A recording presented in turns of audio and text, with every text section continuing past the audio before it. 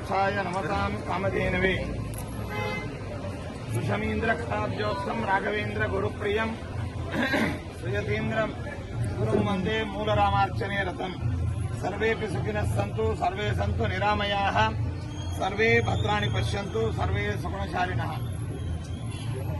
రాఘవేంద్ర స్వాముల వారి 353వ ఆరాధన శుభ సందర్భంలో మంత్రాలయ క్షేత్రంలో ఎన్నెన్నో అభివృద్ధి కార్యక్రమాలను సంకల్పించి క్రమంగా దాన్ని నిర్వహిస్తూ దానిని మా గురువుల ద్వారా రాఘవేంద్ర స్వాముల వారు తద్వారా భగవంతునికి సమర్పిస్తున్నాం.